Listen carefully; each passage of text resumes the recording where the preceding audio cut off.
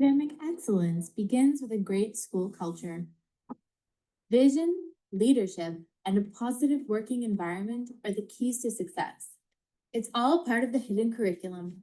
But how can your institution prove that it passes the test? Welcome to Best School to Work, your guide and beacon for great school culture. Imagine a future where schools shine and teachers thrive. Our certification program empowers schools to create a positive culture that stands out from the rest. While detailed guidance and expert-led courses allow schools to keep improving their culture, achieving certification will put your school on the map. Best School to Work is the gold standard of school culture. Together, let's transform education. Join Best School to Work and create a brighter future for our schools, students, and educators. Start your journey today.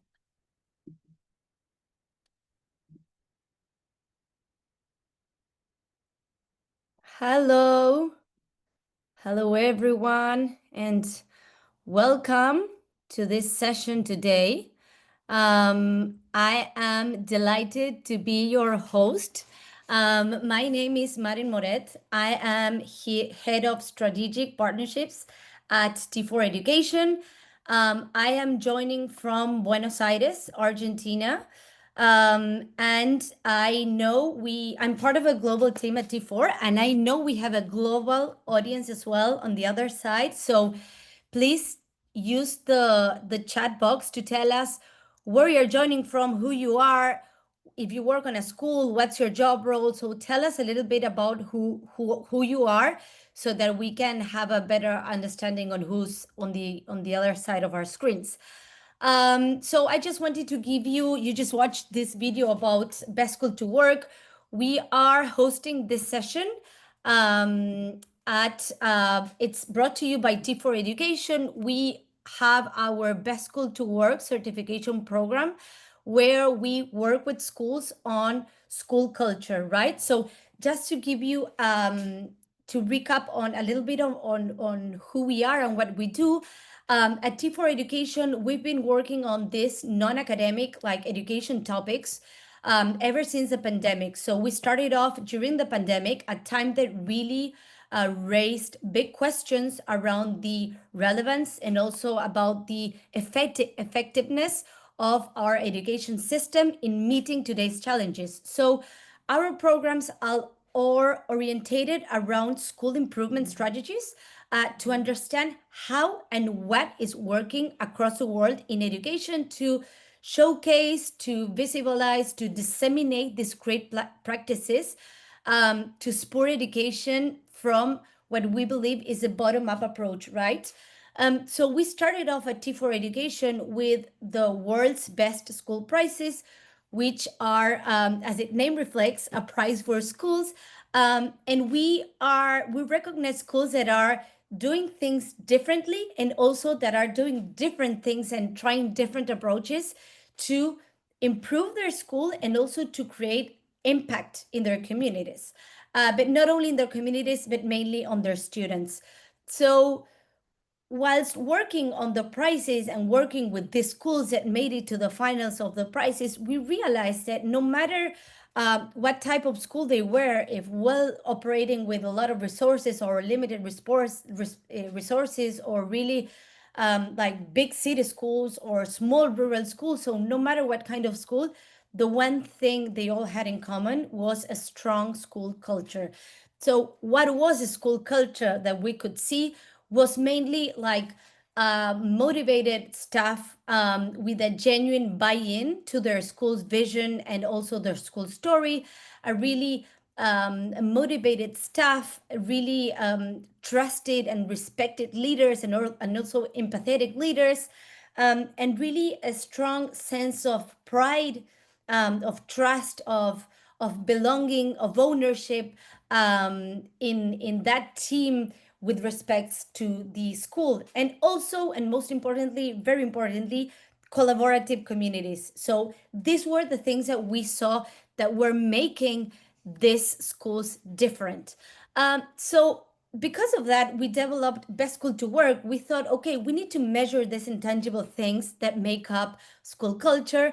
And we not only created an assessment, and we created like a way, a data and a way, an evaluation to try to measure these intangible things, but we also created, as the prizes at a recognition program, we also created another recognition through the means of a certification, which is Best School to Work. So Best School to Work, basically what it does is measure school culture in schools. So if your school gets into Best School to Work, we sit down with you and we try to understand, um, through surveys and questionnaires, what your school culture looks like. And we give you recognition, which is a certification, that shows that you are committed to school culture and that you're very, that school culture and these different topics are sitting within your priorities at your school. So I just wanted to go through the four pillars that we assess at Best School to Work. So I think we have a slide, Daniel, if you can put it up. The first pillar that we measure through Best School to Work is leadership. We really look at how leadership looks in your school. We also look at school environment. We also look at, here you can see, we also look at professional wellness, and we also look at collaboration. So these are the four main pillars of Best School to Work, that we, as I said, we measure through quantitative methodologies. We collect data and we try to understand what your school culture looks like. So thank you for that slide, Daniel. So today we're going to dig a little bit deep into leadership. And oftentimes, I think that in the last webinar of this series of webinars that we are hosting with Best School to Work, we did a leadership workshop, so it was very interesting. But this time, and we had another webinar talking about um, trustful environments, and how important it is for leaders to create trustful environments. But today we're going to look at leadership from with a different lens, and we're going to look at leadership.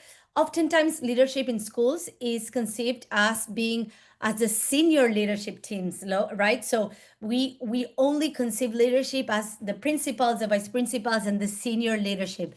But today we want to look at an alternative leadership approach, which is middle leadership, which is teacher leadership. Um, and for that, we have brought a really interesting guest and partner. So before I present him, I want to talk a little bit about our history with this partner. The partner, this organization is NIET from the US. It's a nonprofit organization working with schools and districts, and like systems across the US.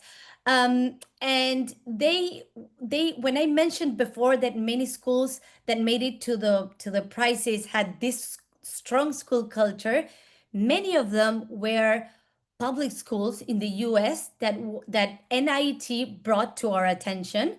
And many of them made it to the finals of the World's Best School Prizes. So at that point, we said like, okay, like these folks are doing an incredible job. And we started working together with them. And we understood that we saw that they have this like really proven model on for schools to unlock high performance in schools. And we also realized how aligned our two organizations are in our belief that both like educator empowerment and educator retention are directly linked to student success and achievement, and also to school performance, right? So the higher these indicators are, the higher then that school performance is going to be.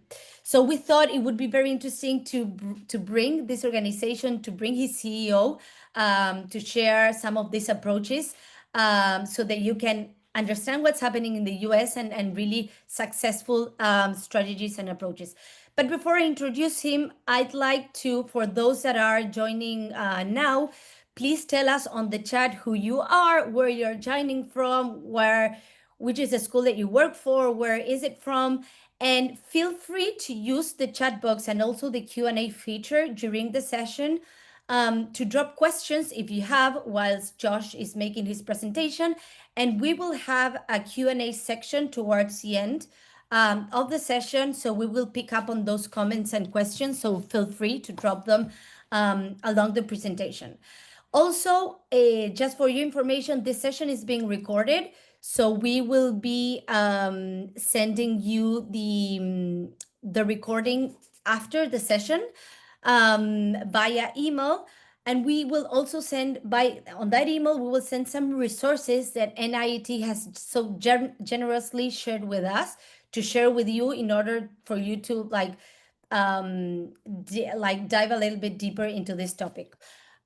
So without further ado, I'm delighted to introduce Dr. Joshua Barnett, who is joining us all the way from Phoenix in Arizona in the US. So good morning to you, Josh. I know it's very early. Good morning, Maren. Thanks for having us. Thank you so much for your time and for being here. I want to make an introduction and read a little bit of your bio so that people understand who you are and where your expertise is coming from, right? So Dr. Joshua Barnett serves as the CEO of the National Institute for Excellence in Teaching, NIET, which is a national nonprofit organization that has trained and supported more than 35,000 teacher leaders over 25 years.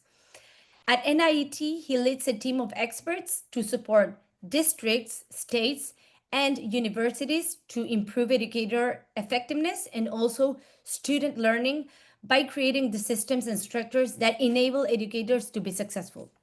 He earned his doctorate in education policy at the University of Arkansas and worked previously at Arizona State University. His work has been published in a variety of outlets, and he's also the author of a best-selling book, which is Unleashing Teacher Leadership, a toolkit for ensuring effective instruction in every classroom, which I know, Josh, is the basis of this webinar today. So before I hand over to you to make your presentation, I'd like to kickstart this conversation with a question, which is, why teachers? And what inspired you to focus on this topic? And what keeps you motivated to dedicate yourself so passionately to this topic? So tell us a little bit about that. Excellent. Well, thank you for the opportunity to be here. And I think, like probably everyone on this call, I see the chat coming in and lots of folks from around the world are here. I think teachers are, simply put, the most important resource that we have. I know probably like everyone else, I was deeply impacted by teachers that took extra time, energy, and effort to pour into me. I was a first generation college student. I was not sure what college was about, like lots of folks that don't really know anyone who's gone to a university environment, and trying to understand what those opportunities are is really most people and most students across the planet. The teacher is that person that can pour into them beyond just departing and pouring in instruction.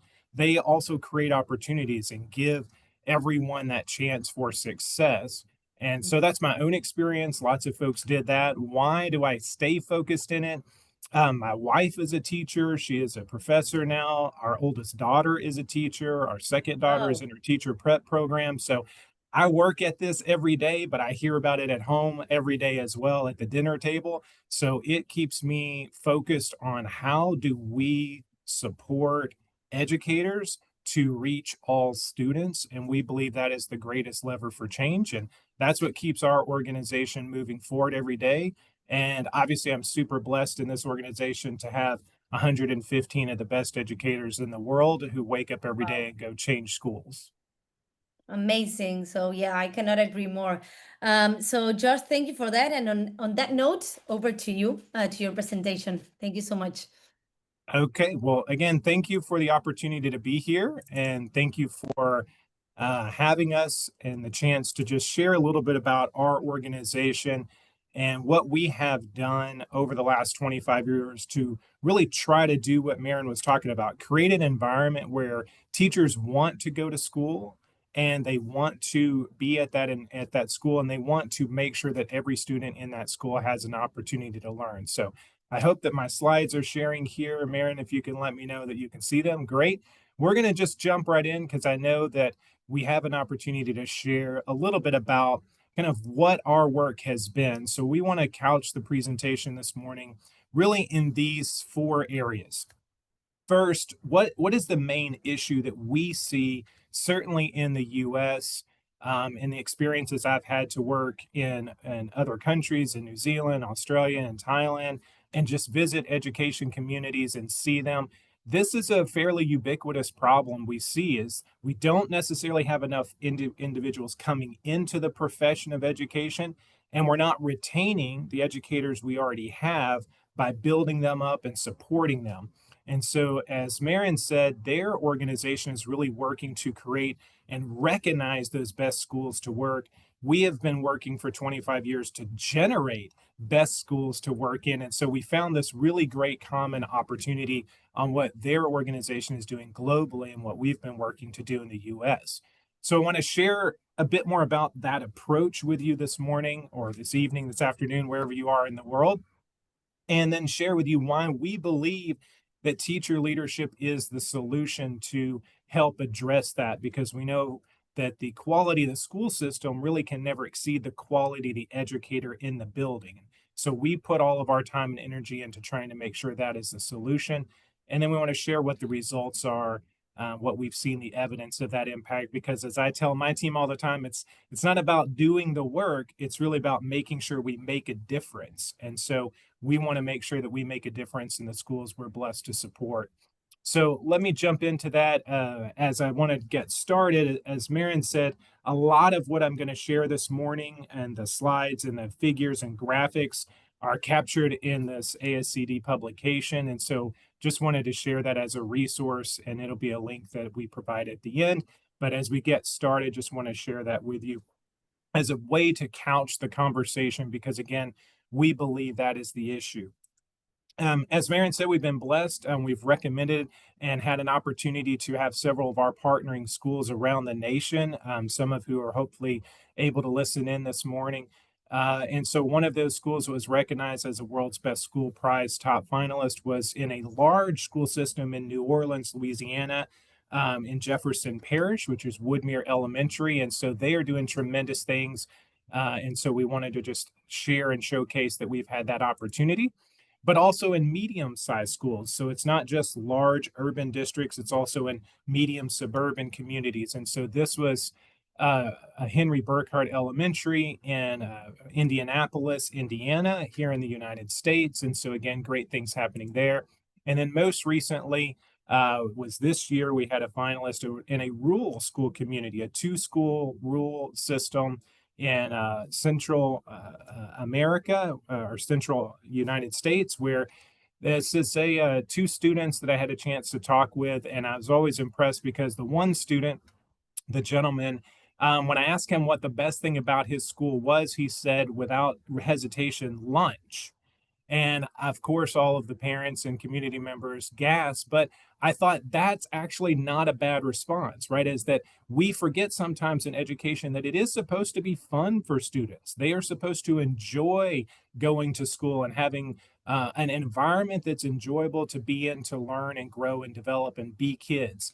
And Annabelle, who was standing beside him, quickly grabbed the microphone and said, not only lunch, but also the community that we have, the parents, the teachers, the school leaders, and the other students who wake up every day and try. So she saved the school by really bringing home what you would want to hear in a school community. But I thought that's a great way to segue into what we see in education around the world.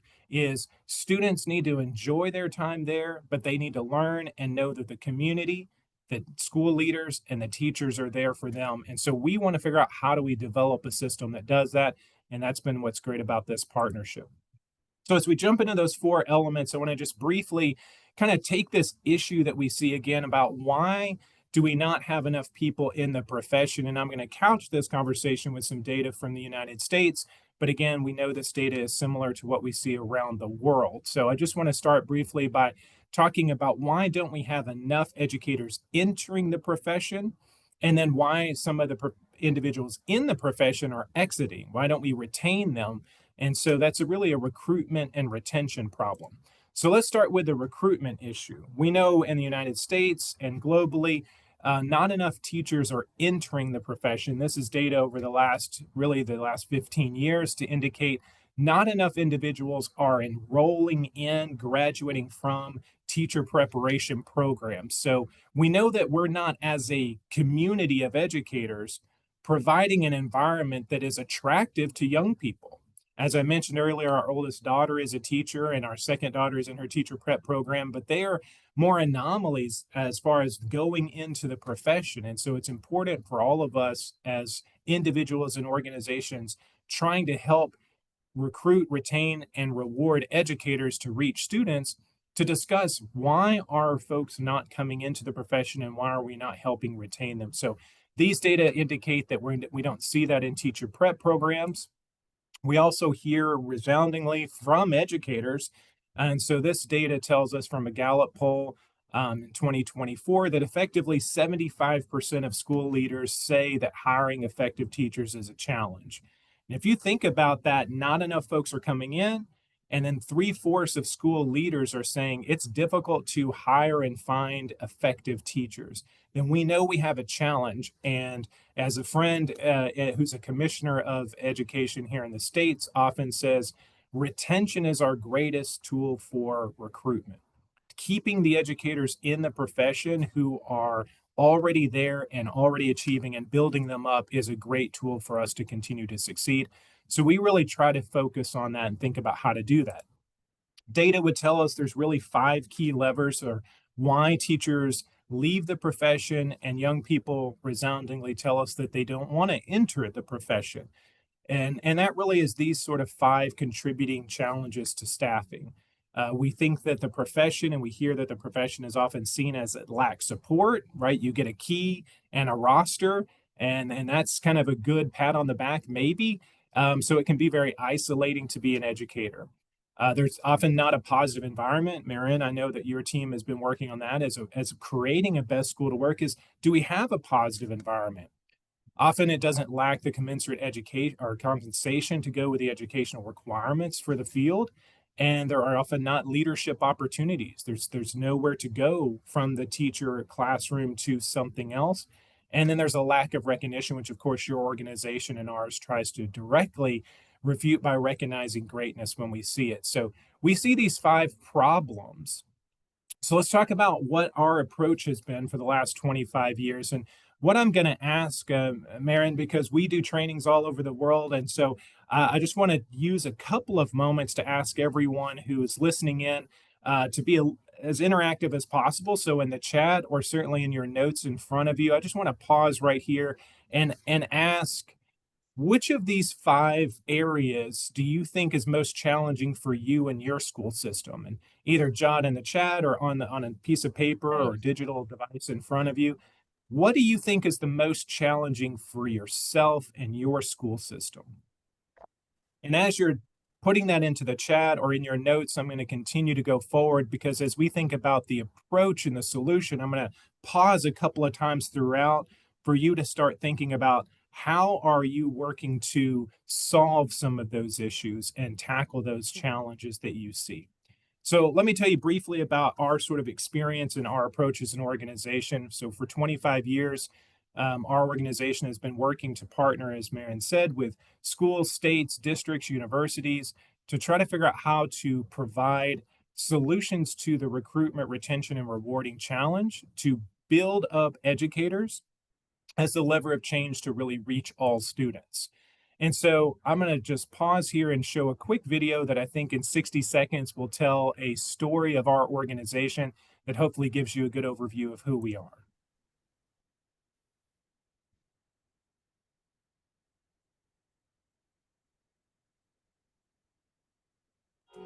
86% of public schools are struggling to find educators, and there are over 41,000 teaching vacancies in the United States. Today, fewer people are choosing teaching as a profession, driven by factors such as lower pay, limited support, and limited career advancements. Everyone wants to grow and be acknowledged for their achievements, and by building systems that support improvements, schools can attract and retain talented educators. Founded by Lowell Milken 25 years ago, the National Institute for Excellence in Teaching, also known as NIET, has worked in more than 11,000 schools across the country to support great teaching and improve student achievement. Their vision is that every student in America is taught by an excellent teacher and supported by effective leaders. They believe intentional, sustained, and high-quality investments in educators directly result in success for all students and are essential to closing achievement gaps. To learn more, visit NIET.org.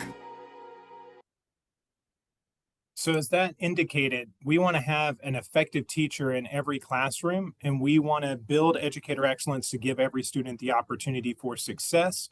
And again, by that intentional, sustained, high quality investments in the educators, that is the pathway that we see that success happening. And so again, as a partner that tries to provide these resources, we want to hone in on Marin providing some actionable information in this session this morning that we really hope will be informative for everyone. And so we want to jump into kind of the 4 pillars that we believe have been most impactful from our own experience and from data to tell us what are those levers that directly refute those 5 shortcomings we talked about. And so we created a system, and we've been implementing this system around 10,000 schools, supporting them across the United States and globally. And the first is you have to provide opportunities for career paths, right? We need to provide chances for individuals to advance in the profession.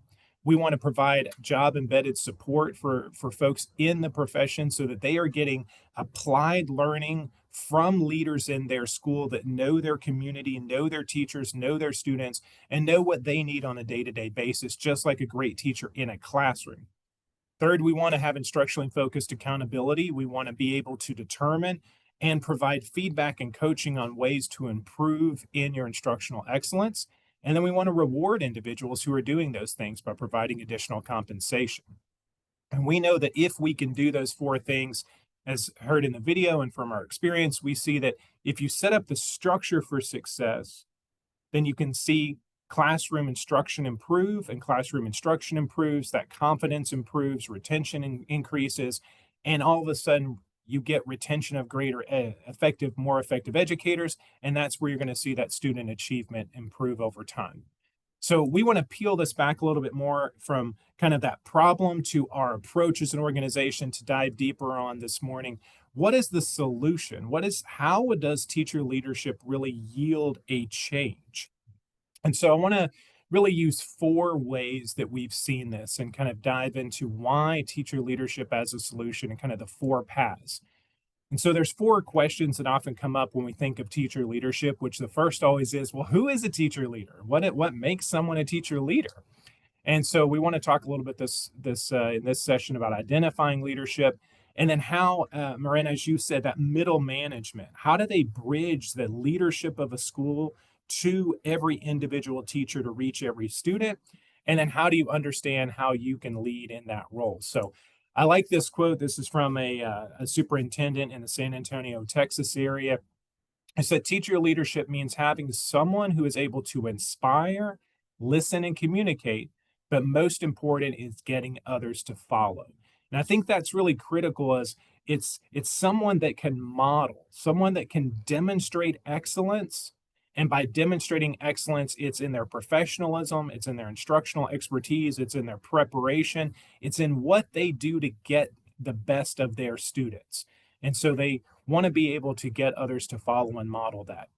And I want to just pull this graphic out, which is in our book from an author that talks about different paths to teacher leadership. And so I'm going to ask again in the chat or on the notes in front of you to jot down for yourself and your respective school system.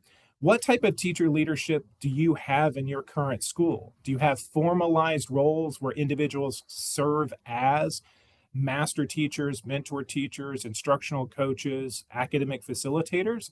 Or are they more on the organic consultant side where they don't have a formal title, they don't maybe have any compensation, they don't have anything, but whenever something is happening, you see someone emerge, someone steps forward, and someone is doing that in your school system. And what we know is that in our experience, the best systems that are going to lead to all those things we talked about and create those best environments, that you want to lean towards more of those formalized roles. You want to give an individual authority and autonomy, an opportunity to make a difference. And so, again, that's one of the strategies we would highly recommend is to define those teacher leader roles and make sure they are focused on providing the authority, autonomy, and opportunity and compensation to do that. So that's really who serves as a teacher leader and a suggestion on how we can see that being supported around all schools. So let's jump to kind of part 2, 3, and 4, which is okay, after we identify who they are, what do they do? What does a great teacher leader do to get others to follow and to make a difference in a school system?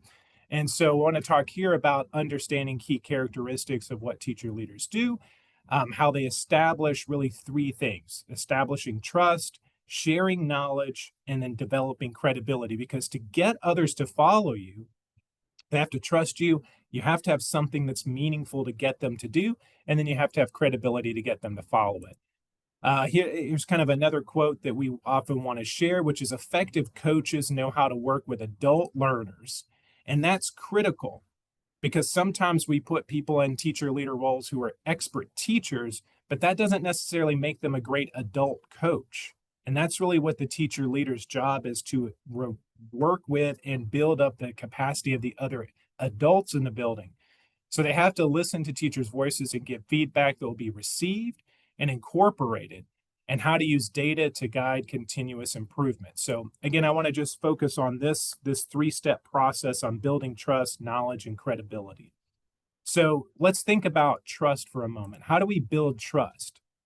Trust, we know, for adults is especially not an inherent condition.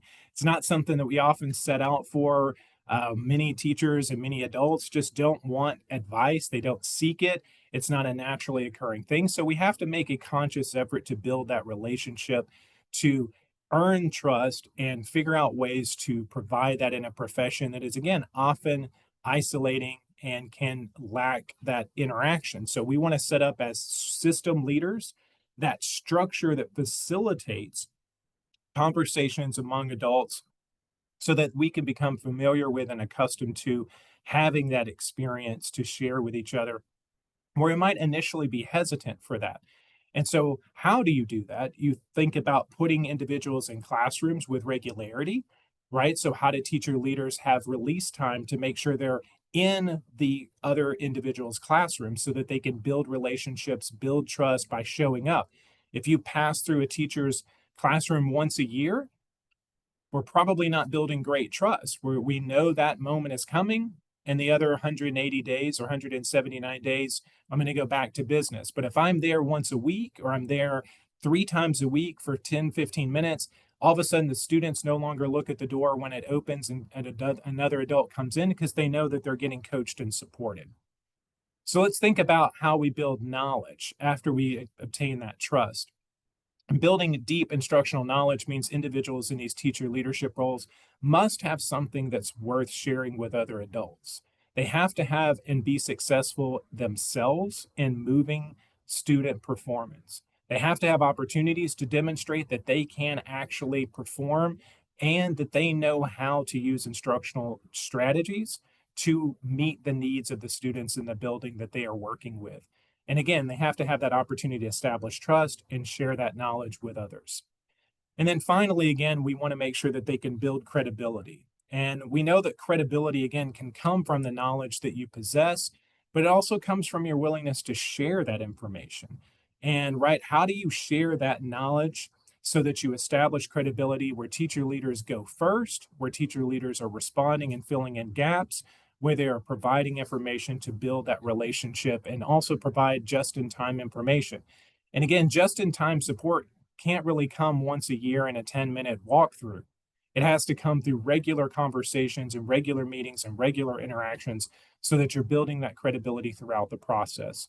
And we know that the strongest teacher leaders that we see across the country and across the world, they gain credibility by empowering other teachers in their building so that they gain ownership and that they can improve the ownership of learning at the student level.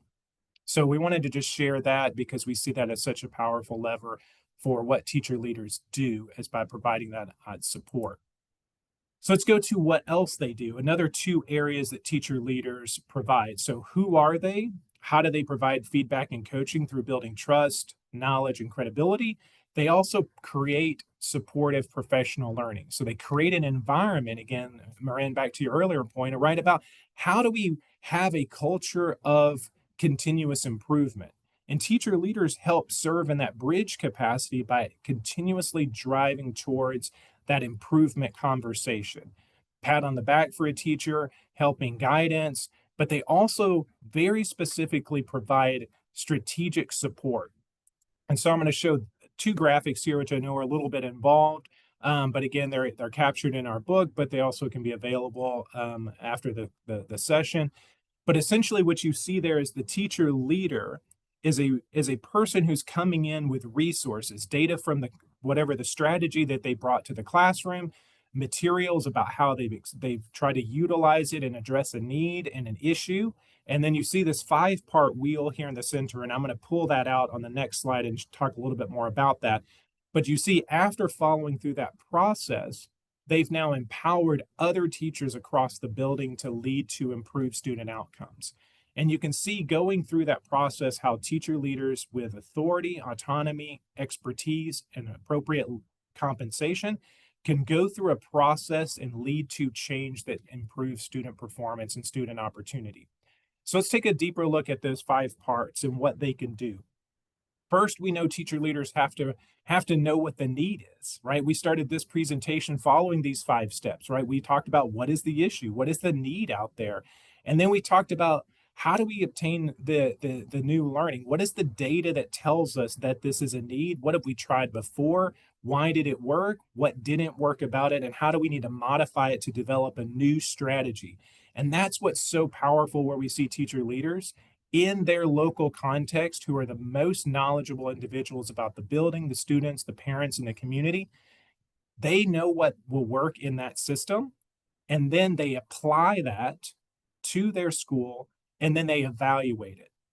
And we know that 5-step process, which again is the same wheel that you see here in the centerpiece of what teacher leaders do to lead to student outcomes, you see that we can replicate this 5-step process. We can train, teach, and guide others, but they have to have authority, autonomy, and opportunity to provide and dictate what those steps are. And once you do that and you set that up as a cycle, as way that you teach in a classroom, the way you teach at the leader level, the way you teach at a systems level, you can really start to see the impact of what happens. And then finally, within this component, we see that they have to rely on data. And again, the data that you use has to be what's the actual experience in the classroom, right? I know when I taught a number of times, I would be at the board and I would think I was really doing a great lesson, and I would turn around and none of the students were paying attention. I know that doesn't happen to anyone else on this call, but it happens somewhere out there, right? Where you think you're doing this really wonderful lesson and you've lost everyone. Or maybe there's one student still paying attention and you think, wow, I really forgot to check with the students and make sure they were with me. And so we really want to make sure that there's student data involved in that process. And finally, after structuring and creating those bridged environments, providing observations and feedback, and again, determining the right authority and autonomy, they have to facilitate leadership opportunities. And so we know that teacher leadership roles fill that gap. Marin, as we talked about in an example, right, that leadership team member fills the space between principals who set a vision for how to execute the district or system vision, assistant principal who's often carrying out daily operations and trying to keep the school system functioning, that those lead teacher roles, those teacher leader roles, facilitate that bridge opportunity to reach every student in every classroom. And so this graphic just helps identify that. And again, we talk extensively in our book and in our work around the country and around the world about how to set those responsibilities up so that the principal has a defined role, the assistant principal or a dean of students has a defined role in what they do every day, and then what these teacher leaders do every day to help move the opportunity for all students. And ultimately, what we know is if we set this up correctly, then we can create this continuous improvement cycle.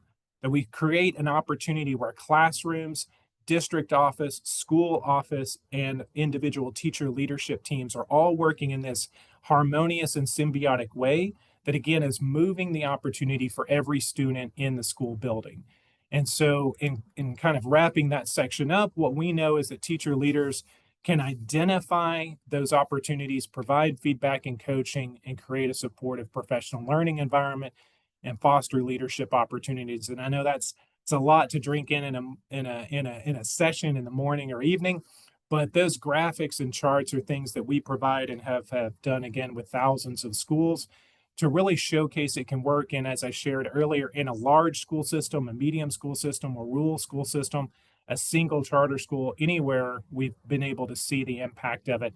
And I want to just kind of close this morning by again showing that, as we just shared, in what every teacher should look at is the data that we then need to be accountable to. This isn't just something we think works in theory, that we need to know that it works with the data that we can access. So just want to share the evidence from what we've been able to see.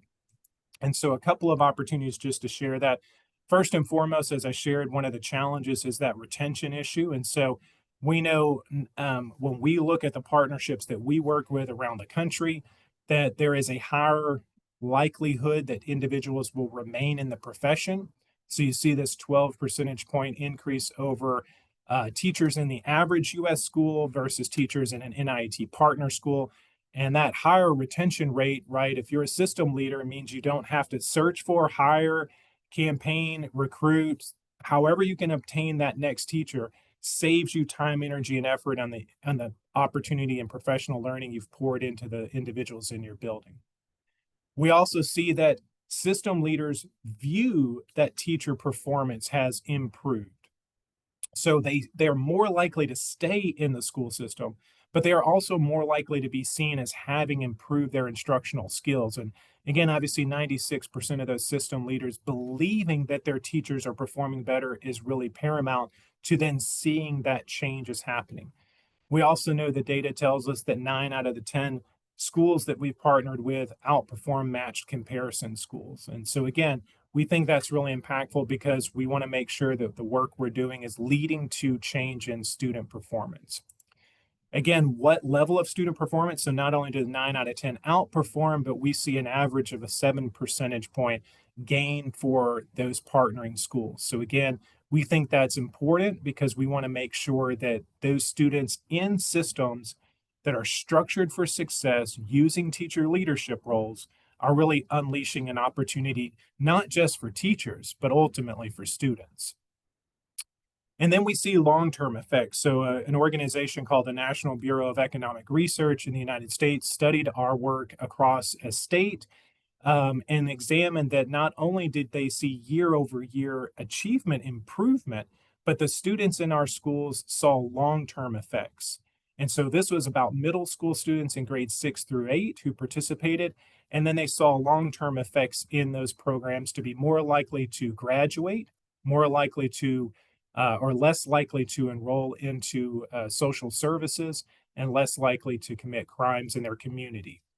And this is a group of economists, so they made it into a sort of economic model, but the economic model was to say there was a 14-to-1 return on investment, which again, in the US and for the data that we are able to see is the largest return that is available in academic literature to tell you about educational outcomes. So that gave us a lot of support.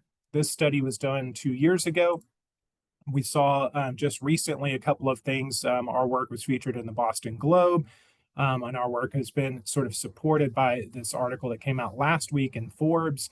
And so, again, we see this all over the country, but we know and hear, and data would tell us that it's making a difference. So, I just want to kind of close up by not only saying the impact, but our founder, really what you saw in the video, ultimately indicated this and said, it's time for us to recognize the importance of teacher leadership to be used by a wider audience and for schools and districts to know that with strategic effort, teacher leaders will have a sustainable and positive impact on educator quality and student outcomes. So again, this information is available to you in some of the materials that Marin will send after this presentation. And I know all those charts and graphs that hopefully you jotted down are there. But as you close up your notes, as Marin, we open it up for any Q&A that's available. I hope you've jotted down in your notes, what is your current structure for teacher leaders, and how could perhaps we or others support you to set up a system to really create a world's best school for great schools to work, and try to be supportive of building that capacity to reach every student. And thank you all for the opportunity to share. And Marin, I'll turn it over to you for any questions that we may have. Fantastic. Thank you so much, Josh. That was so insightful. I think there's a lot of information. Before I open up the floor for some questions, we want to pick up on some questions that people have been dropping on the chat. I just wanted to pick up on this headline that was like, stop adding programs, let's build schools at work.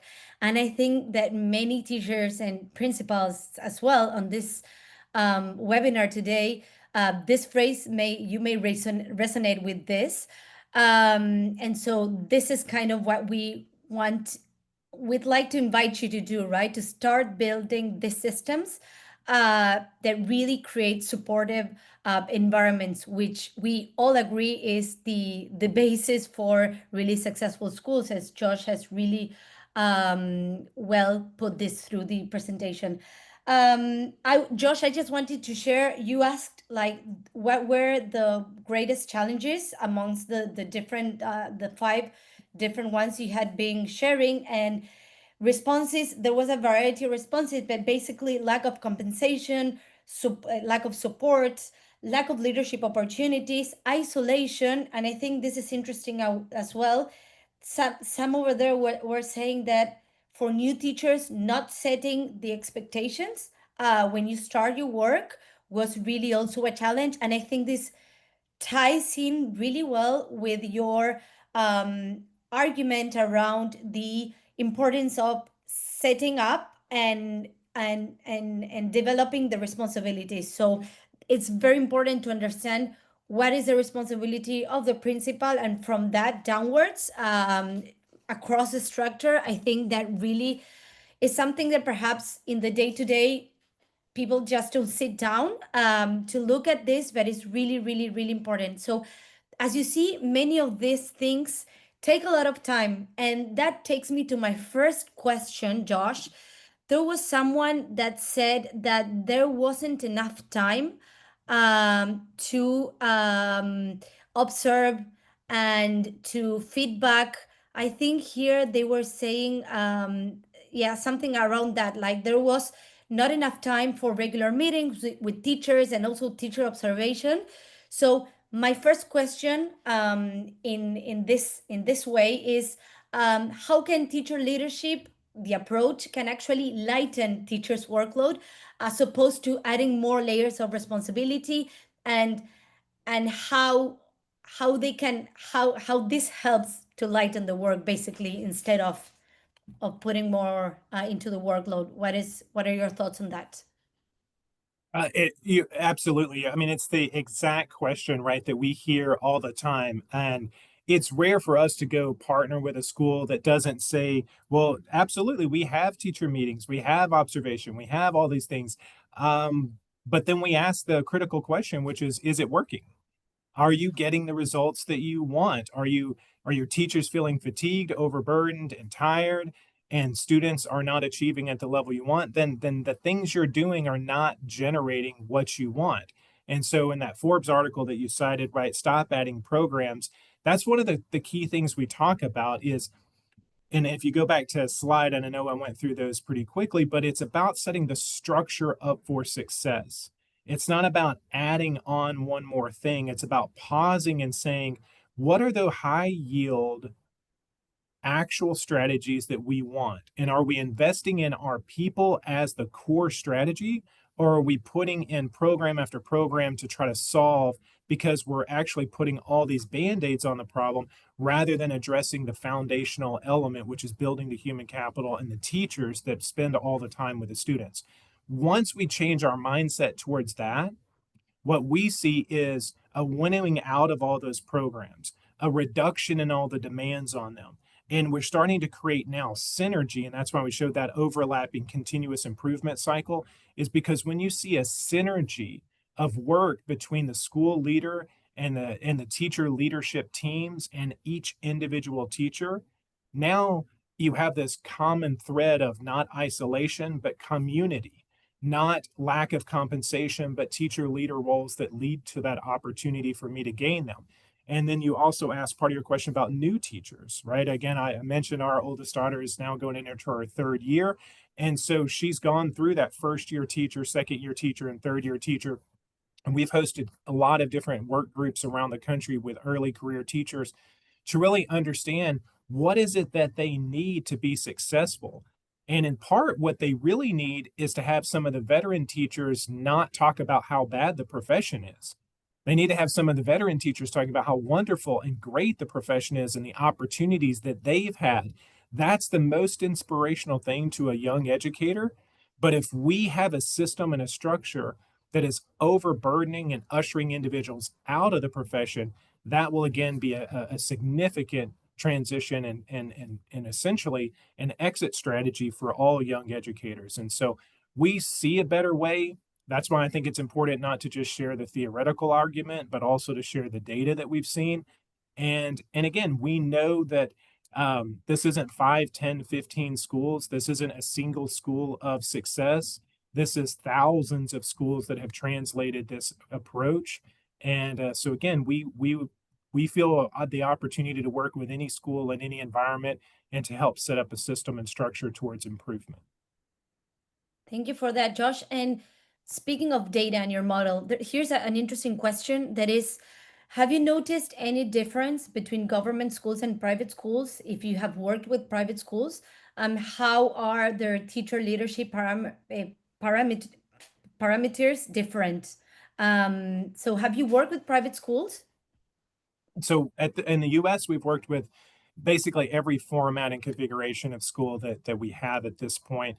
And so I think, again, obviously internationally, there's a lot of different school configurations, but we would be open to talking to anyone because our foundational belief is, again, in every environment where there are teachers and students and leaders, that we can set up the right structure for success. And again, this is driven by our experience in countless schools around the United States, and also the schools we've worked with internationally and globally to see this, that what we need to have are those bridge individuals that create opportunities for classroom teachers to move into new roles, and individuals who help provide guidance and support to all educators.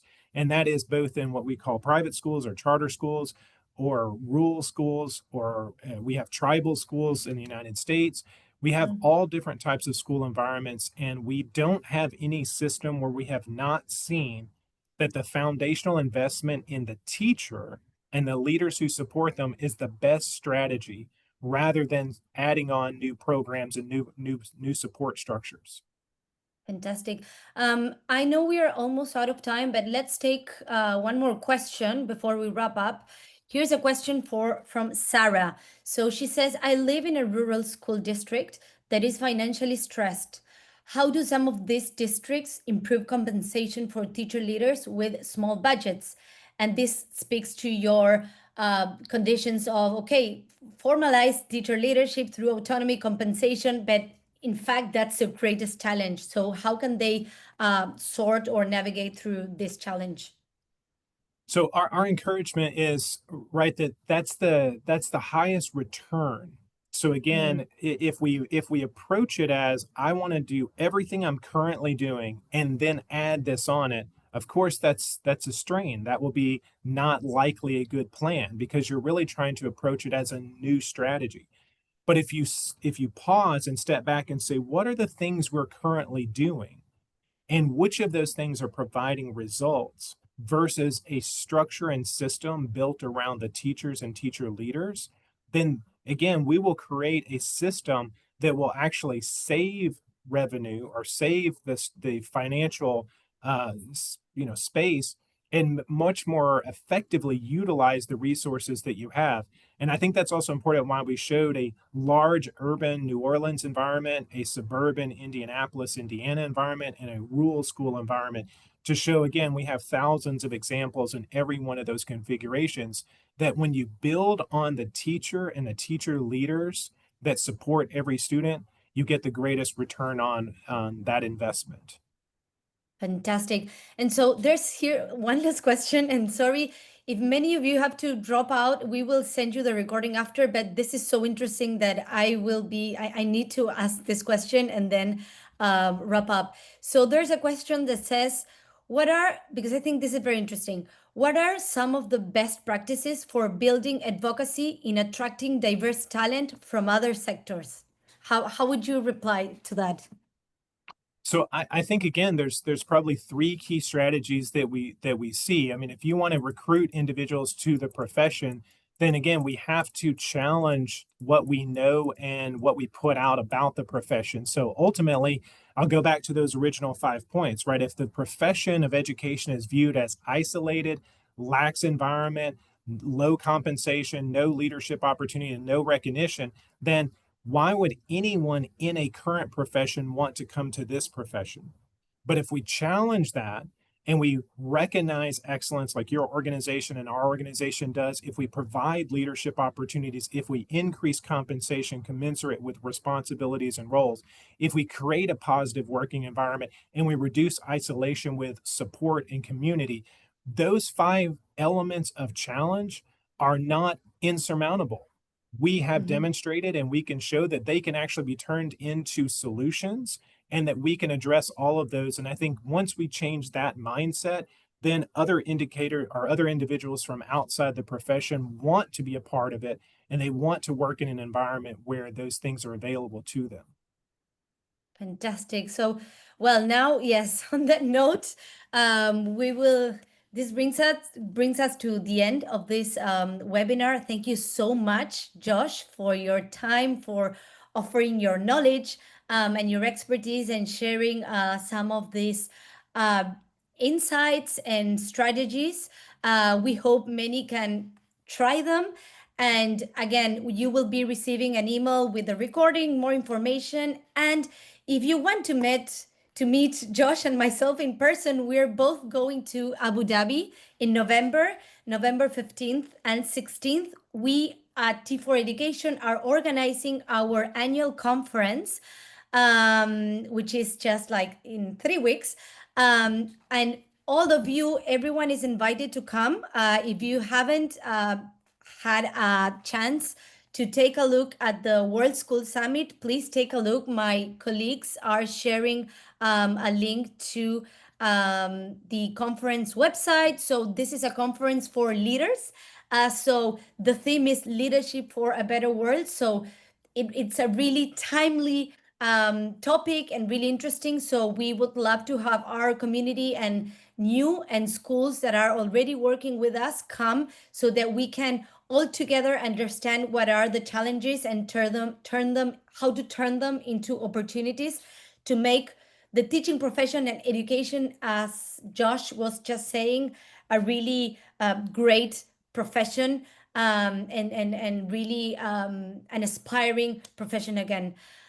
So you can go to worldschoolsummit.org and check out more information on our conference. And as a last note, and coming back to Best School to Work a little bit, I want you to encourage, if you want to start looking at how school culture looks in your schools and how teachers, what teachers think about your leadership or how collaborative or not your environment is. And so if you want to start unpacking these things, We have Best School to Work, which is a certification program that assesses this information. So this is a great starting point if you want to understand where your school is standing. You can take a look at Best School to Work, and start implementing that program to understand what your school culture looks like and how you can also improve it. So I think we also have a slide with the URL so that you can go visit our website. We are working with schools all across the world with Best School to Work, certifying these schools for their school culture and also analyzing and understanding what their culture looks like. So I think that is all. Last but not least, speaking of the world's best school prizes, the applications are now open. So if your school is doing an amazing work and if you have a story to tell, we encourage you to apply. And to Josh's point, this is a great moment for you to pause and reflect on what your strengths are as a school. So our application process for the world's best school prizes offers you this moment to pause and reflect what are these great things that you're doing that you should be recognized for, because we all agree that we should recognize schools, and that is also a great incentive to make your school be better. So on that note, I just want to finish with something, Josh, that you said that many said that I think you nailed it. That is, retention is the best tool for recruitment. So focus, I think my message today, our message is focus on retaining your best teachers, and that will drive recruitment. And so I hope that today we offered you many approaches to retaining your best teachers. And well, on that note, Josh, thank you so much. Do you have some final words you want to share? Thank you for having us. We appreciate the opportunity. And I know Miranda will send around some information for anyone who wants to learn more about what we do and how we could be supportive. But just thank you for the chance to share our story. And thank you for all you do for educators around the world. Thank you. And thank you, you too. And congratulations on your work, and have a great rest of the day. Thank you, Josh. And thank you all for joining. We'll see you in our next webinar. Thank you. Bye-bye.